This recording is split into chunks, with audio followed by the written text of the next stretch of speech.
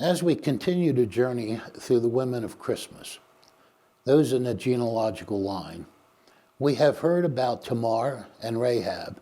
Today, we'll learn a bit about Ruth. Ruth was married to Boaz, who, as we heard about in yesterday's talk.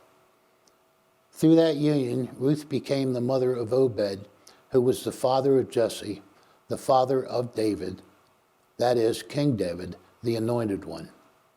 Now, I could stop there, but there's much more to the story of Ruth and her faithfulness. She is the person after whom the book of Ruth is named.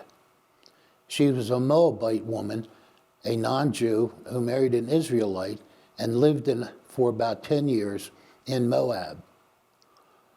All the male members of her family, her husband, father-in-law, and brother-in-law died.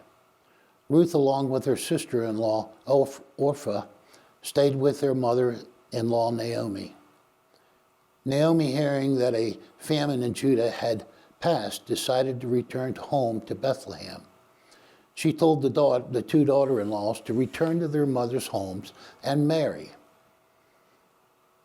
Both women initially refused to leave. Naomi told them that she was unlikely to have any more sons, but the women could marry. Orpah eventually returned home, but Ruth refused to go. In the book of Ruth, Ruth tells Naomi, "Where you go, I will go, and where you lodge, I will lodge. Your people shall be my people, and your God my God. Where you die, I will die, and there I will be buried." Ruth showed such faithfulness to Naomi. Ruth and Naomi eventually arrived in Bethlehem. Now there's more to this story, as Boaz saw Ruth gleaning grain in his barley fields, and he became enamored with her.